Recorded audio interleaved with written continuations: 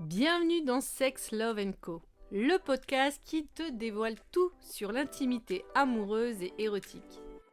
Ici, on brise les tabous pour t'accompagner vers une sexualité épanouie et des relations amoureuses éblouissantes.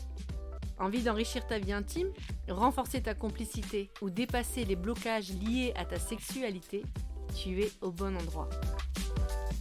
Je suis Gwenaëlle Derost, sexothérapeute, et à chaque épisode, je te partage mon expertise, des témoignages inspirants et des outils concrets pour transformer ta vie intime. On parle de tout ce dont on ose discuter: sexualité, amour, plaisir, désir, érotisme. Ensemble, nous allons lever les tabous pour t'aider à faire briller ta vie intime et amoureuse. Alors, prêt ou prête pour ce voyage intime ? Hello, bienvenue dans ce podcast. Je suis trop heureuse, tout simplement d'être de nouveau là, d'être présente, et en plus en ce jour spécial puisque nous sommes le 31 décembre 2025, et donc ça va être l'occasion justement de t'expliquer un petit peu ce qui s'est passé tout le long de mon année 2025, pourquoi j'étais absente pendant un petit moment quand même, faut le dire, sur les plateformes de podcast, mais aussi sur les réseaux sociaux, parce que 2025, je peux t'assurer, ça n'a pas été du tout de tout repos, et je voulais te faire mon partage, mais aussi peut-être pour voir s'il y a des choses qui résonnent en toi, et aussi peut-être te laisser aussi toi le temps de faire un petit flashback sur ce qui s'est passé dans tes moments forts de chaque moment, je répète moment, mais de chaque instant de cette année 2025, mois par mois, parce que c'est hyper important de célébrer un petit peu ce parcours, de pouvoir prendre le temps de reconnaître aussi ces espaces de manquement, de besoin à affirmer, à rencontrer, et aussi de pouvoir aussi potentiellement ressentir quel espace de vérité a besoin d'être incarné, quel espace d'essence a besoin d'être incarné dans ton quotidien pour te vivre dans ta justesse. En tout cas, moi, c'est un petit peu cette conclusion que j'ai eue pour cette année 2025. Donc, assis-toi chaudement si tu es justement dans un espace cocon chez toi, ou fais attention en tout cas si tu l'écoutes à l'extérieur d'être en sécurité, attention si tu traverses la route ou quoi que ce soit, mais prends le temps de bien mettre tes écouteurs. Moi je m'installe aussi correctement. Pour ceux qui regardent la vidéo, vous allez voir, j'ai un nouvel espace et on va prendre le temps tous les deux de papoter ensemble. Alors, qu'est-ce qui s'est passé chez Gwen, la sexothérapeute, lors de cette année 2025 ? Comme tu peux voir déjà, le décor, si tu regardes en format vidéo, il a complètement changé.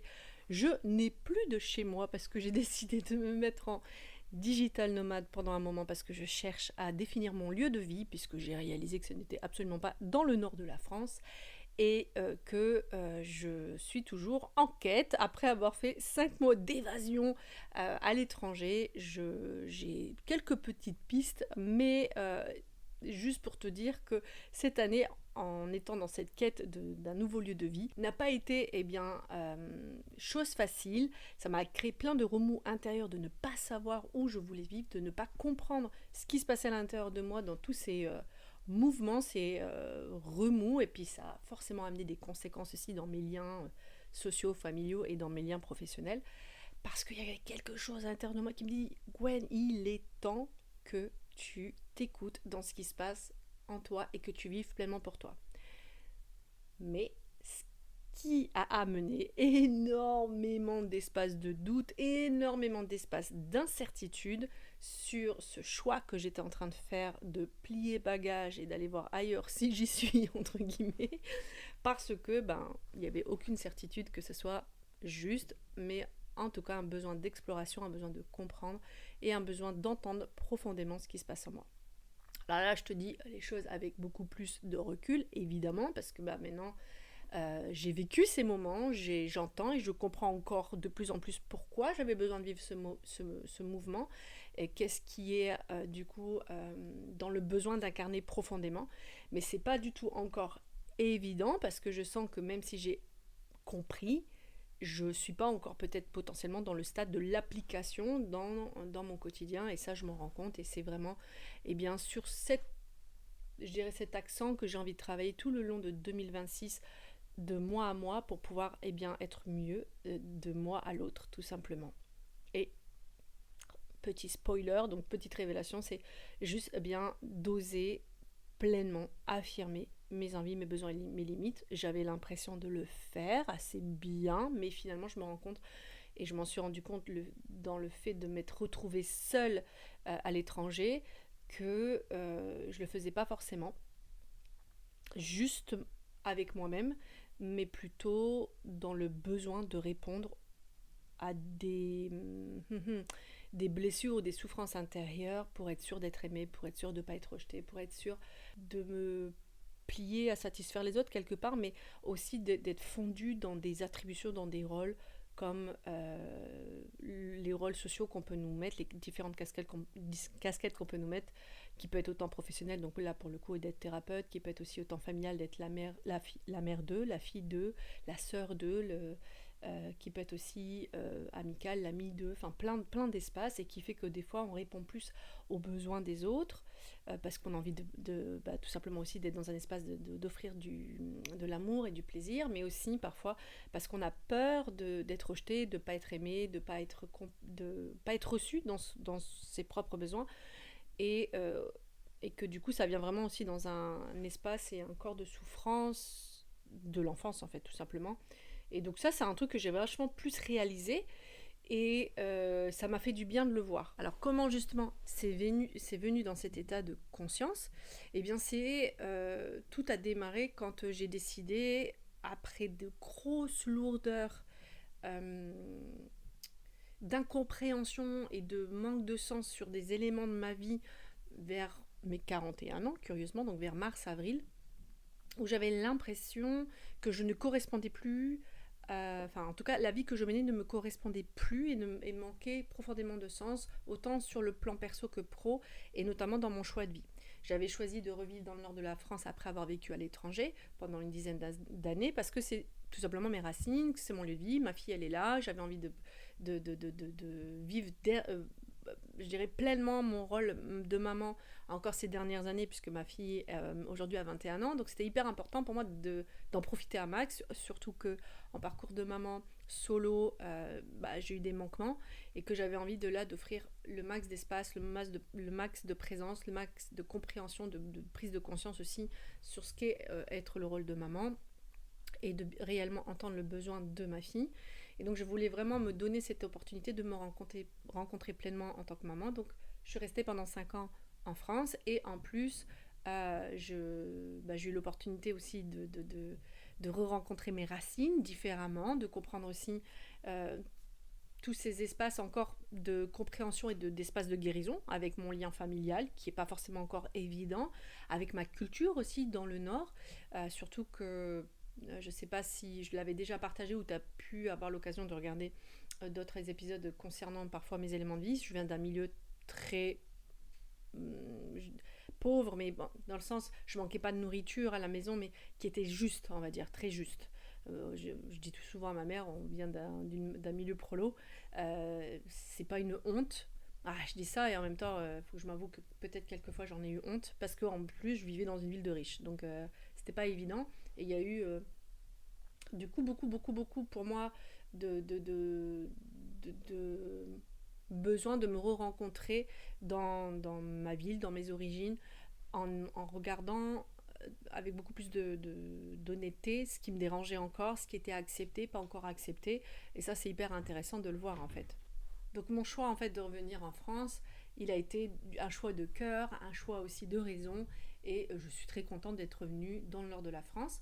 Cependant, je me sens pas, comment je dirais, totalement ch'timi, parce que moi le froid ça me horripile de ouf, et j'avais un sentiment que ouais mais Gwen, là il est temps que tu poses aussi tes besoins pour toi, parce que là tu souffres dans ton corps. Alors c'est un grand mot quand je dis ça, mais c'est hyper inconfortable pour moi le froid, et en plus je fais des grosses allergies de saison ou quoi que ce soit. Je me dis il faut que tu trouves un espace où tu te sens un peu mieux dans ton corps. Maintenant ça fait 5 ans que tu es là, en plus tu as superbement bien réussi à eh bien, tout simplement à monter ta carrière en France, parce que j'ai dû tout recommencer à zéro. Laisse-toi la chance et l'opportunité cette fois-ci de t'installer dans un espace qui te plaît en fait pour toi. Ta fille a grandi, il y a plein d'espaces qui ont grandi, donc il y a là, let's go quoi. Mais où?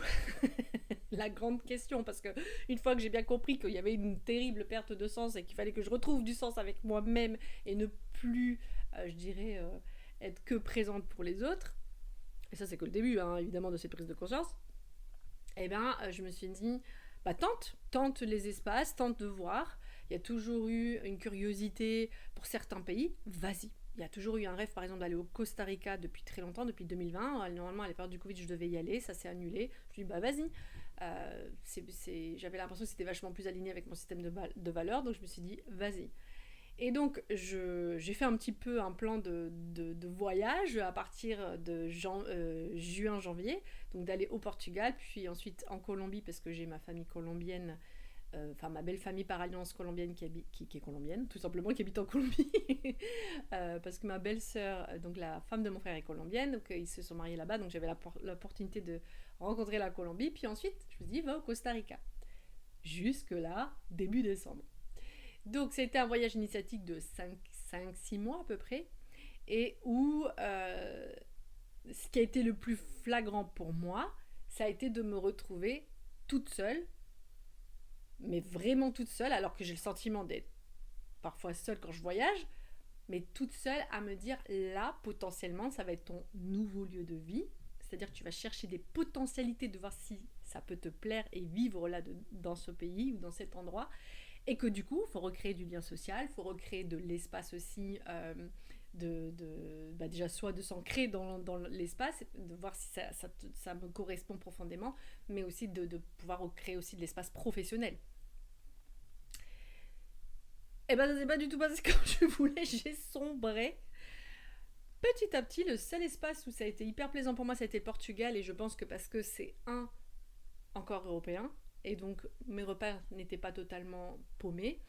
Et puis c'était l'été, il y avait des amis que je rejoignais, donc il y avait quelque chose de très glamour, fancy, très très fun et tout ça, donc j'étais très heureuse de ces moments-là, des belles découvertes aussi. Le Portugal, c'est quand même un pays incroyable que je conseille vraiment. Enfin, tous les pays que j'ai visités, je les conseille, hein. Et le Portugal, il y a vraiment une saveur de vivre qui est très très très agréable pour un pays européen. Et donc du coup, je dirais que le phénomène s'est installé un peu plus quand je me suis retrouvée, quand je dis le phénomène de ah mince, là je suis vraiment seule, au Costa Rica. Parce qu'après j'étais avec ma famille en Colombie, j'étais super accompagnée. Ça n'a pas été facile tous les jours avec ma famille, surtout que je viens d'une famille dysfonctionnelle où il y a encore un vrai corps de souffrance familiale, parce que ça je ferai une autre vidéo, mais on vient d'un espace hyper traumatique niveau familial. Mais on se soigne ensemble, donc c'est chouette, et j'ai aussi compris à ce moment-là à quel point je pouvais les aimer, mais à quel point je veux aussi moi mettre mes limites, dans me dire c'est pas parce que j'aime ma famille que ça veut dire que je dois me sacrifier dans des espaces, et que c'est important de continuer à les affirmer, même si c'est encore difficile à les entendre, et pour moi et pour eux, et au même titre que moi de faire l'effort pour eux, bien entendu. Mais le Costa Rica,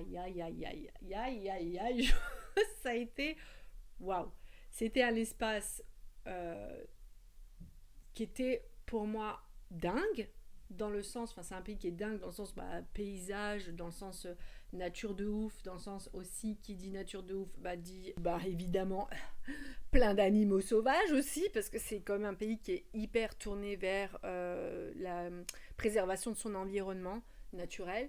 Et donc du coup, qui dit animaux sauvages, dit scorpions qui rentrent chez soi. Alors scorpions, j'en avais déjà vu à Dubaï quand j'y habitais, mais alors là, les scorpions qui font la taille de ma main, et quand même grande ma main, waouh, et qui rentrent chez soi, quand tu prends ta douche, ah ok, salut toi.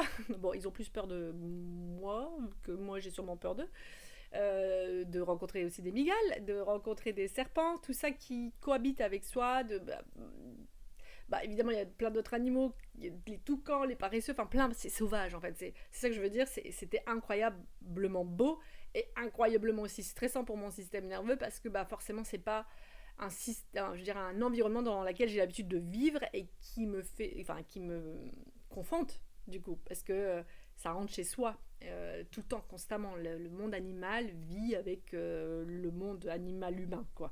Et pour moi, c'était oh waouh, waouh, waouh, surtout que je suis toute seule, waouh, waouh, waouh. Il y a déjà eu ça.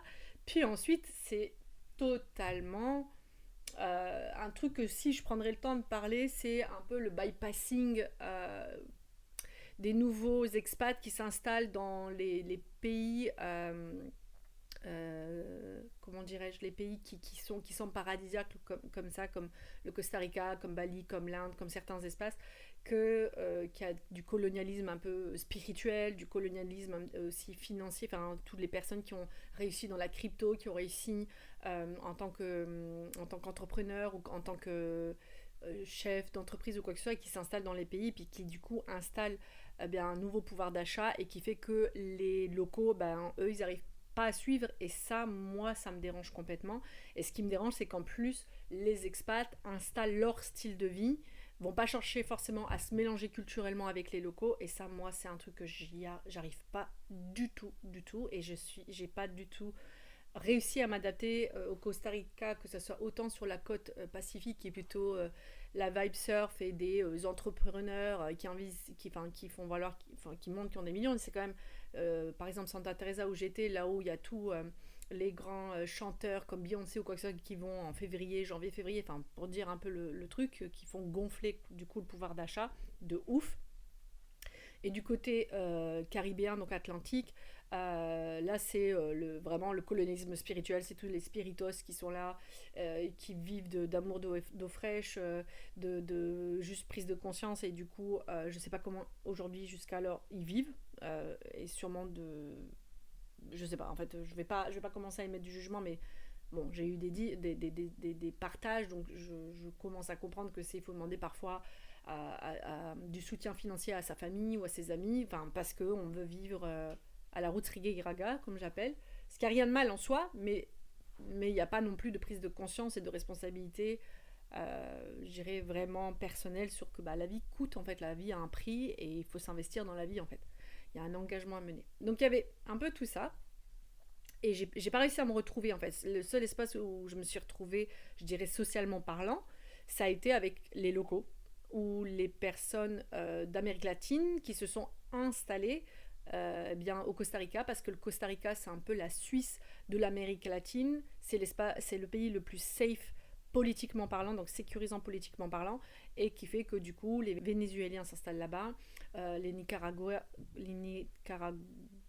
je sais pas comment on dit les gens de Nicaragua, je suis désolée. Nicaraguaya? Non, je dis Nicaraguay. Je sais pas. Pardon, mille fois pardon. Les Argentins. Donc voilà, juste pour dire que c'est un espace aussi qui amène de la sécurité politique, et donc la sécurité émotionnelle, familiale, pour les personnes qui vivent dans des pays où il y a eu des grosses problématiques politiques et de guerre civile.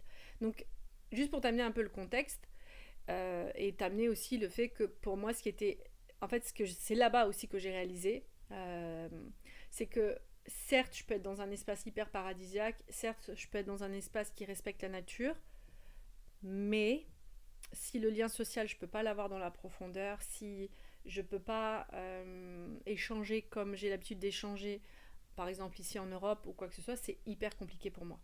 Après, on reste aussi dans des espaces où j'étais. Le Costa Rica, c'est un pays, c'est très petit, c'est un peu le département du Nord-Pas-de-Calais, quoi, il y a peut-être un peu plus.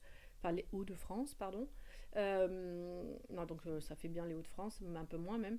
Mais ce que je vais te dire, c'est que c'est pas du tout le même style de vie. C'est vraiment, enfin là où j'étais, c'est des petites villes de 4000, 5000 qui gonflent avec le tourisme pendant les périodes touristiques de ouf, à peut-être, je sais pas, 12, 15 000, voire 20 000 personnes. Mais ça n'a absolument rien à voir avec ce que moi j'ai l'habitude de vivre. Et ce qui a été intéressant, parce que c'est confrontant dans le sens où il n'y a pas toutes les activités culturelles qu'on peut trouver, par exemple en Europe, en France particulièrement. Il n'y a pas tous ces espaces-là, et pour moi c'était important aussi de sentir l'âme des traces de civilisation. Je dis pas qu'il y en a pas, attention, c'est pas ça que je suis en train de dire, c'est juste c'est différent, et comme ils vivent avec la nature, ce qui est aussi très très chouette, c'est aussi confrontant, parce que j'avais moins besoin d'alterner les deux, c'est-à-dire d'être proche de la nature mais aussi de proche de la civilisation entre guillemets, et ça c'était intéressant de le voir, et donc grâce à ce voyage je m'en suis rendu compte. Et donc euh, enfin, c'était même pour moi extraordinaire que j'habite dans des petites bourgades, que je vais appeler pour moi des lieux-dits, moi qui ai l'habitude d'habiter, là je suis à Lille, on est à plus d'un million d'habitants, j'habite à Dubaï, on a plus de 2 millions, enfin bref, j'ai toujours eu l'habitude des grands espaces. Ce que je veux dire, c'est que j'ai besoin d'espaces autant nature et d'espace autant où le lien humain, le lien culturel existe, les traces de l'humain historiquement est là, quoi. Et aussi ce partage culturel que l'humain propose. Et donc ça, c'était chouette parce que c'est ce que j'ai réalisé pendant ce voyage. Mais ce que j'ai réalisé encore plus, et là c'était très très intéressant, c'est à quel point je voulais pas m'écouter.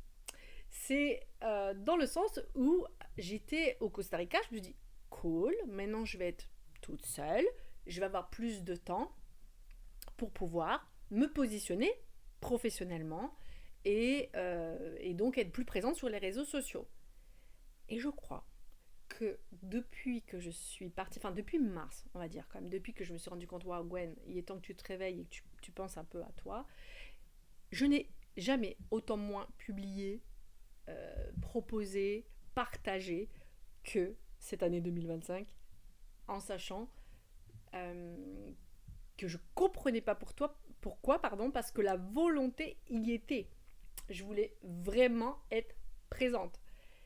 Et j'ai fait un de ces crashs de la mort avec moi-même, une crise existentielle, je pense que c'est welcome la quarantaine, et une crise, je dirais, profonde de perte de sens, de vouloir me rassembler de nouveau dans mon âme, mais pas de comprendre les messages parce que j'étais tellement têtue sur le fait, allez, sois performant, enfin pas performant, enfin si, produit quoi. Produit, créé, c'est comme ça que tu vas être reconnu. Pas dans le sens d'être la quête de célébrité, je parle pas du tout de ça, mais juste de vouloir partager ce que je ressens qui est intéressant et d'être reconnu dans ce partage, entre guillemets. Euh, et en fait, je me suis mais ramassé la figure, pour pas être vulgaire, cruellement, et que plus en fait je tentais et je peux vous assurer que j'en ai fait des productions de réel, des productions de publications de carrousel pour Instagram, j'ai même produit des podcasts qui n'ont jamais été publiés parce que je, je sentais que c'était pas du tout en adéquation avec ce que je voulais. Enfin, avec ce que je voulais. D'abord, il fallait que je le découvre, mais avec ce qui en tout cas, ce que je voulais incarner, je veux dire. Et pour ça, mois de septembre, après un accident scooter, qui m'a bien rappelé, Gwen, il est temps vraiment que tu t'écoutes et qui m'a fait énormément peur. Et donc ça m'a mis énormément de temps à me remettre sur pied, parce que déjà c'est traumatisant, c'est un petit traumatisme, parce que je me dis, waouh, il aurait pu arriver vraiment quelque chose de grave, hein. Il y a eu des séquelles physiques, euh, mais c'est surtout la prise de conscience, punaise, t'es vraiment toute seule dans un pays, demain il t'arrive quelque chose, en sachant que on parle pas de l'Europe, c'est-à-dire où il y a des accès de soins qui sont assez faciles. Et ben là, je me dis, waouh, Gwen, t'es vraiment seule là en fait. T'es vraiment seule parce qu'il faut bien se rendre compte que quand on voyage, quand on voyage pour s'installer dans un pays ou voir si on veut s'installer dans un pays, on connaît absolument personne, y a rien quoi. Enfin, c'était le, ouais, je sais, comme ça quand je le vois en perspective comme ça, c'est un peu le trou quoi, le béant, trou béant avec du vide et on sait pas ce qui se passe. Et moi qui suis de nature anxieuse, euh, allant dans l'inconnu, allant du coup dans la perte de contrôle totale de mes espaces et de mon environnement, il n'y a rien de plus perturbant. C'est-à-dire que là, c'est un peu comme si j'étais un électron libre qui sautait comme ça, ting, ting, ting, ting, qui sait pas où elle va aller, quoi. C'est un peu, je sais pas si tu vois cette petite bouboule sur deux jambes et qui est là, ting, ting, ting, et qui va partout et qui sait pas où va. Donc c'était hyper paumant, et d'où le pourquoi. Non seulement mon environnement je, je me persuadais qu'il pouvait me convenir, plus ne pas m'écouter dans ce que je voulais vraiment moi émaner euh, et incarner, ça a été le crash pas possible. Et je pense que l'un allait avec l'autre en fait. Je pense qu'il y avait vraiment un besoin de quête de sens et un besoin de... Quand je dis quête de sens, c'est vraiment le mot parce que c'est vraiment de donner de la valeur avec moi-même en fait. Je pouvais pas émaner quelque chose qui ne faisait pas sens, plus sens en tout cas. Non pas qu'avant ça manquait de sens ce que je faisais ou de clarté, mais là profondément, et en plus je me rendais compte que le lieu que j'avais choisi, que j'avais idéalisé, mais je voulais me persuader, comme d'habitude. Mais par contre, après l'accident de scooter en septembre, j'ai plongé. C'est là où j'ai changé d'ailleurs de lieu d'habitation et que je suis passée du côté pacifique au côté caribéen. Ce qui a été encore pire parce que j'ai fait des grosses allergies dues à l'humidité et à la moisissure dans le lieu où je me trouvais. Et pareil, c'est tout ce truc spirituel. Mais non, mais c'est toi et ton corps qui doit s'habituer. C'est parce que tu rejettes l'environnement. Oui, peut-être que je rejetais le grand changement de vie que j'étais en train de mener et qui était difficile encore à accepter, je dirais. Mais c'est aussi, non, il y avait clairement de la moisissure et que tu faisais pas attention à ton lieu d'habitation, mais ça c'est autre chose. Mais ce qui était très intéressant pour moi, c'était de m'autoriser à un moment donné où j'étais vraiment dans mon chaos intérieur, d'y plonger. Et c'est jamais plaisant. C'est pas facile, c'est douloureux, mais important et nécessaire. Et ça, je peux t'assurer que je l'ai pas loupé. Ça a été difficile pendant quelques temps, quelques semaines. Ça l'est encore dans quelques espaces parce que je pense que je suis toujours en phase de comprendre, en phase d'écoute, en phase d'incarnation dans ma vérité. C'est ce que je te disais au début du podcast, qu'il y a vraiment un besoin de me rencontrer dans l'expression réelle de mes besoins, mes envies, mes limites et de savoir l'exprimer à ceux que j'aime le plus en plus. Et venant justement d'un espace où j'ai toujours dû être la petite fille qui se module, la petite fille qui arrondit les ongles parce qu'elle a peur de vexer, elle a peur du conflit parce qu'elle a vu que du conflit dans sa vie avec beaucoup de violence, c'est pas forcément facile. J'ai appris, j'ai incarné déjà plein d'expressions de moi. D'ailleurs, c'est pas pour rien qu'aujourd'hui j'ose prendre la parole même à travers un podcast, mais je me rends compte qu'il y a encore des profondeurs à aller atteindre pour vraiment que ce soit plus juste pour moi et dans le respect de mon être. Et c'est en ça que je te dis que j'ai besoin encore plus de travailler l'expression de mes besoins, mes envies, mes limites. Et du coup, ce qui s'est passé, c'est que quand j'ai plongé dans mon chaos, quand j'ai rencontré, je me suis assise avec moi-même, il y a eu énormément de chagrin, il y a eu beaucoup de tristesse, de pleurs, de colère, d'incompréhension, de culpabilité, donc de la colère contre moi-même. Et ça m'a permis vraiment aussi du coup de rencontrer tout simplement le besoin d'être dans mes fondations, c'est-à-dire de me rencontrer dans mon authenticité radicale, c'est-à-dire de ne pas avoir peur d'exprimer mon mal-être, de ne pas avoir peur de dire que je n'y arrive pas, que je suis vulnérable dans l'état où je suis, je ne comprends pas ce qui se passe, et de le vivre pleinement. Et je pense l'avoir fait du mieux que je peux, en tout cas de l'avoir fait sincèrement, de m'être investie, de m'être fait accompagner pour m'aider à comprendre un peu mieux ce qui se passait en moi. Et ça a été un chouette parcours parce que ça m'a vraiment ramené dans cette vérité intrinsèque qu'il est hyper important de rester authentique avec soi-même, de parler sa vérité dans son cœur. Parce qu'en fait, je sentais que j'écoutais pas forcément l'universalité de mon cœur. J'y étais, mais parfois, c'était plus pour le besoin de reconnaissance, le besoin d'être aimé, qu'on a tous, et que c'est ok, c'est très humain en fait. Et en fait, c'est ça que j'ai envie de dire. C'était d'accepter mon humanité profondément. J'en étais vraiment à me dire, accepte, Gwen, que t'es juste un être humain qui passe par toutes ces phases, qui a parfois l'absence de réponse en soi, qui a parfois, qui sait pas en fait, où est-ce que va la vie. C'est ça en fait, la vie. C'est juste ça la vie. Et c'est juste de goûter ses saveurs tous les jours. Et qu'il n'y a rien de plus beau en fait chez un être humain que de pouvoir faire émaner sa chaleur, que de pouvoir faire émaner aussi sa froideur, parfois son absence de compréhension avec soi. Il n'y a rien de plus beau qu'un être humain de pouvoir incarner sa musique, ses notes, ses saveurs, ses nuances. C'est ça être un être humain. Et je me suis dit, incarne-toi en tant qu'être humain, vis-le pleinement. En tout cas, tout ce parcours initiatique que j'ai vécu avec moi là, pendant cette année 2025 qui a été de la douleur à la retrouvaille avec moi-même, ça pourrait être le titre du podcast, c'est que ça m'a aussi permis de me repositionner sur le plan professionnel, c'est-à-dire d'apprendre aussi à mettre mes besoins, mes envies et mes limites. Et ce qui a été hyper essentiel pour moi, c'était aussi de mettre mes limites sur, par exemple, les personnes qui pensaient que j'étais pas une thérapeute qui pouvait accompagner les personnes, de pouvoir leur dire, écoutez, attention, ne faites pas, ne confondez pas. C'est pas parce que je me partage sur des espaces de vie à moi, c'est ce que j'ai fait d'ailleurs sur les réseaux sociaux, que ça veut dire que je suis pas fonctionnelle dans d'autres espaces. Je suis désolée de le dire, mais parfois on vit des ruptures amoureuses et c'est pas pour autant qu'on va pas au travail. Et ben là, on va partir d'un principe, et c'est ce que j'aime bien me dire, j'avais vécu une rupture amoureuse avec moi-même, j'avais besoin de me réamourer, et que oui, il y a eu des espaces de tristesse, mais ça veut pas dire que j'ai pas continué mes accompagnements, ça veut pas dire que j'étais pas présente pour les personnes que j'accompagne et que j'étais pas totalement là, attentive et dans le soutien et dans l'accompagnement à travers l'oreille active, on va dire, mais aussi dans les outils, les pratiques thérapeutiques.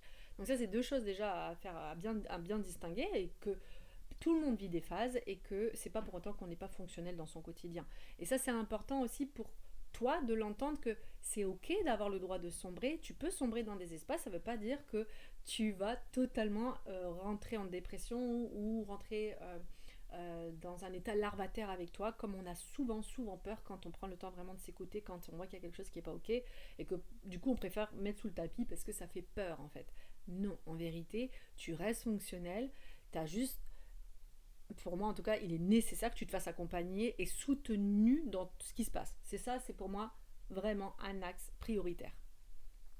Et ensuite, ce qui est intéressant aussi, c'est que ça m'a permis de comprendre que dans tout le...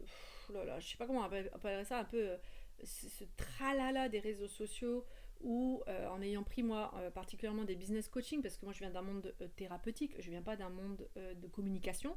Je sais pas si c'est bon mot marketing, mais en tout cas de savoir communiquer mes messages, transmettre mes messages. Je me suis un peu perdue aussi sur les injonctions de produire, de faire, d'être consistante, d'avoir un rythme, Et en fait, en étant plus concentrée sur ce rythme ou cette cadence imposée, on va dire, de présence sur les réseaux sociaux, j'en ai oublié ma présence sur ce que je veux et ce qui est important pour moi de partager. Et donc, du coup, ça m'a remis aussi vraiment, je dirais, en question sur comment je voulais vraiment me partager, sur quel axe, sur quelle profondeur je voulais me partager sur les réseaux sociaux, et notamment ici, dans la plateforme podcast, parce que produire, bien sûr que tout ce que j'ai en tout cas fait comme production, ça m'a mis des heures, sauf une partie là où je vais te faire une courte parenthèse, mais ça m'a mis des heures de préparation, des carousels, ça met parfois 8 heures de préparation pour trouver les mots justes ou quoi que ce soit, quand je faisais vraiment tout à 100% avec moi-même. Et quand il y a eu les IA, on me disait, fais ce prompt, tu expliques ce sujet, il va te pondre ton truc avec toi-même. Ce que j'ai fait pendant un moment pour voir si ça marchait, mais alors ça m'a dénaturé. J'avais l'impression de ne plus mettre d'âme dans ce que je faisais, et donc c'est aussi une des raisons de pourquoi je suis partie sur les réseaux, je dirais publication réelle. La seule plateforme où je restais hyper authentique du mieux que je peux, mais que je préparais quand même avant parce que je peux me perdre dans mes messages, c'est le podcast. Parce que le podcast, c'est vraiment un espace de liberté totale pour moi, où je suis vachement plus à l'aise à l'oral qu'à l'écrit. Je suis dyslexique, dysyntaxique. Alors je l'ai inventé ce truc-là, mais j'ai du mal à faire mes tournures de phrases. Et donc du coup, c'était vraiment le truc où j'étais le plus à l'aise. Mais tout ça pour te dire que ça m'a ramené aussi à écouter mon identité, à écouter mon authenticité, sans me perdre dans le jeu de la stratégie de communication. En sachant qu'aujourd'hui, la stratégie de communication, c'est rester authentique. Je me dis, je suis là, ok, donc maintenant, c'est l'authenticité qu'on doit vendre. Ça n'a aucun, pour moi, ça n'a aucun sens. Vous voyez, c'est ça, tu vois, c'est ça que je me dis, c'est une perte de sens en fait. Et là, j'avais besoin aussi professionnellement de retrouver du sens. Donc, pour finir sur cette petite touche et pour t'annoncer du coup 2026, c'est qu'en 2026, je vais changer dans ma posture, dans le sens où je vais être aussi plus à l'écoute de mon rythme, de ma cadence. L'idéal, c'est que je vais quand même essayer de proposer 3 podcasts par mois. C'est ce que, en tout cas, j'espère, et je vais me mettre un petit défi avec moi-même sur 3 mois, et je vais voir un peu comment ça fonctionne. Et dans ces podcasts, dans ces propositions de podcasts, il y aura de la collaboration avec mon ami Michel. On a déjà commencé à préparer les podcasts, et en espérant que la bande son et la bande image fonctionnent super bien, parce que comme j'étais à l'étranger, parce que quand j'étais au Costa Rica, je l'ai quand même fait avec elle, ce podcast, et ça m'a fait énormément du bien, et je sens à quel point aussi la collaboration me fait énormément du bien, me soutient dans être plus spontanée, plus naturelle, plus plus moi sur des aspects que peut-être que toi tu verras pas là quand je suis en interaction avec les autres. Et surtout ma bestie, ma meilleure amie qui est aussi sexo, c'est mon âme sœur. Et donc ça va être hyper intéressant aussi de pouvoir moi me dévoiler dans ce cadre-là et de pouvoir aussi te faire rencontrer quelqu'un qui est pour moi incroyable, qui est Michel. Donc il y aura un podcast normalement par mois avec elle. En tout cas, on essaye de se maintenir ce rythme-là. Et là, on a créé donc une mini-série de 4 épisodes qui s'appelle Les Mésaventures de l'amour. Et franchement, je croise les doigts parce qu'on a quand même fait déjà 3 épisodes et où il y aura à l'intérieur, du coup, en tout cas j'espère, une bonne qualité d'image bande-son. En tout cas, on va vers l'amélioration. Et ensuite, j'aimerais créer un format de 8 minutes en 8 minutes, qu'est-ce que tu pourrais apprendre par exemple sur la sexo, sur la sexualité et tout ça, en sachant qu'il y aura une trame conductrice et que je t'expliquerai dans le prochain podcast parce que ça va être vraiment mon fil rouge, mon fil d'Ariane, parce que c'est ce qui fait et ce qui crée plein de confusion, plein de troubles dans l'intimité, autant physique, mentale, émotionnelle et sexuelle. Et donc je te dirai pas, je garde le mystère la prochaine fois. Et ensuite j'aimerais donc te faire un partage aussi, là comme je te fais spontanément, sur un truc en particulier un peu plus en profondeur et ou sur format de questions-réponses.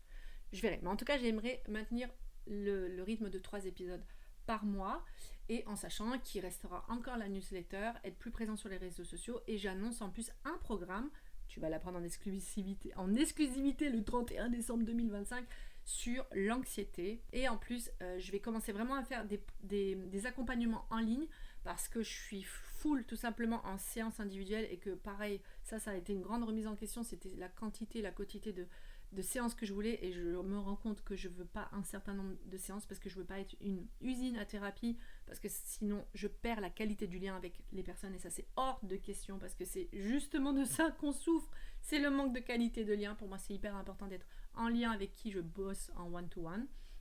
En tout cas que j'accompagne, je ne sais pas si on peut dire bosser, mais en tout cas que j'accompagne en one-to-one ou en couple. Et c'est hyper important pour moi. Et donc du coup, j'avais envie de pouvoir apporter des accompagnements en ligne pour pouvoir ouvrir à plus grand nombre et avec un prix plus, je dirais, plus respectable, peut-être pour des bourses différentes, financièrement parlant, mais aussi pouvoir apporter des vrais outils à la maison que tu peux refaire. Et ça va être, tu vas avoir un truc de fou parce que ça va t'aider de malade dans ton quotidien.